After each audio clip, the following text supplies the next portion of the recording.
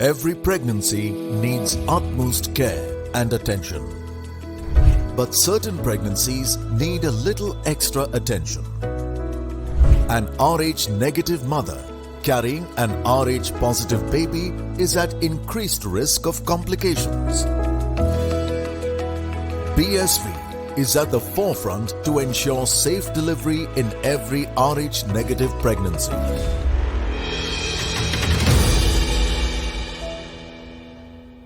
Hello and welcome to the Outside View brought to you by Women's Crick Zone and presented by BSV, Puma, Food and Wellness, MRI Hospitals and MPF.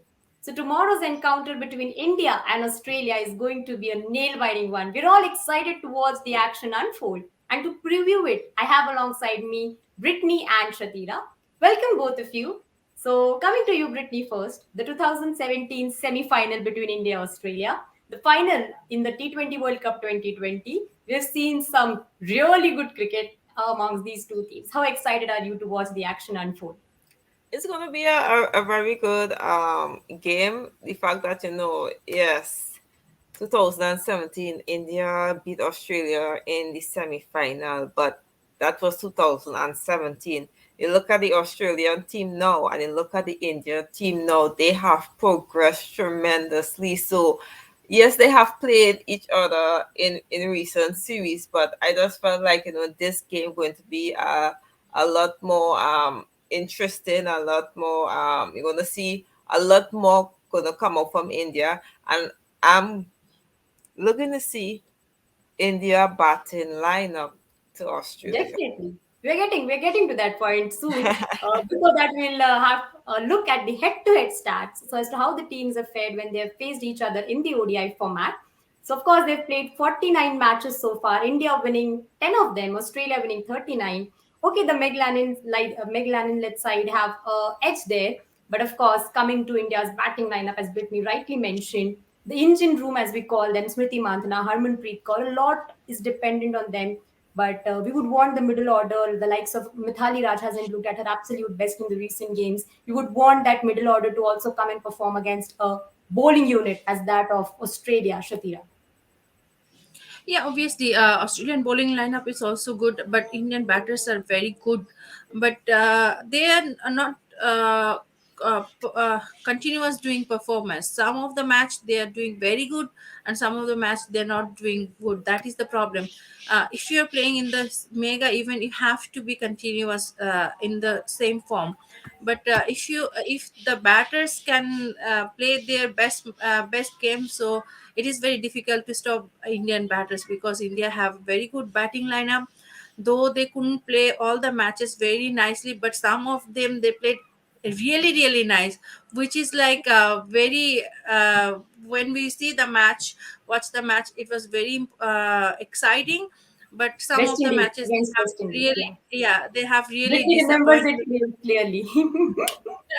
Yeah, so in one match both of them had a century, so it was great, but they Yeah. have to play the best game with Australia because Australia is in tremendous form. Definitely.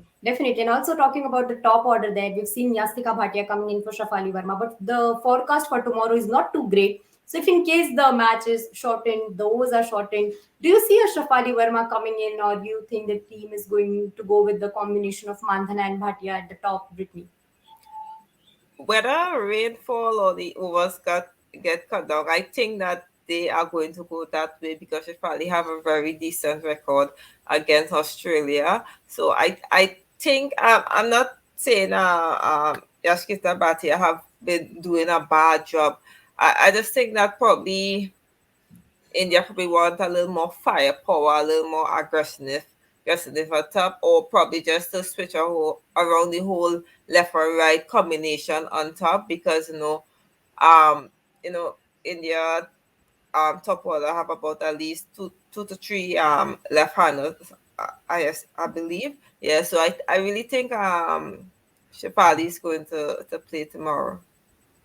Okay, then it's she's calling for Shafali to play tomorrow. But then coming to the Australian side, they've made a lot of changes in their 11. We've seen that the top performers of the side are not in the 11 for the next game, and that's what Australia brings to the table, and that's what tells you that it's one of the most balanced side in this tournament, having won 4 games in a row.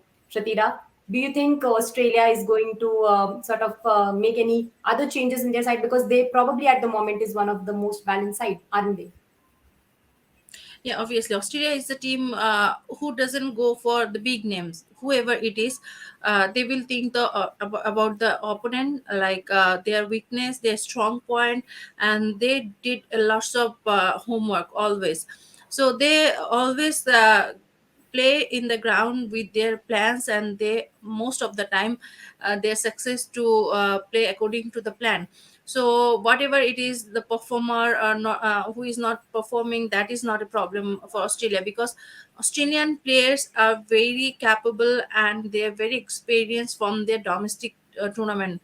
So from there they are very ready to play in the national team. So it's not a big matter for them who is playing in which match. So they, and the team is not depending on anyone specific, one or two players. So everyone is a performer there.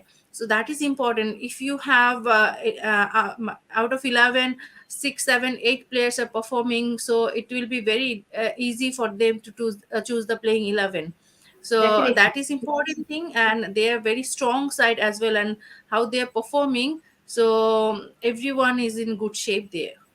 Yeah, and Brittany's most valuable player of the tournament, as she's predicted, Elise Perry, is also doing well in the tournament. She's been terrific with the ball, made that important contribution with the bat against New Zealand as well. And you're happy with her performances, aren't you? Probably you were happy against West Indies also. You can't say that you weren't, but she's been impressive. A lot has been talked about her form ahead of the ODI World Cup, but she's telling probably everyone that experience is not something you get from a supermarket.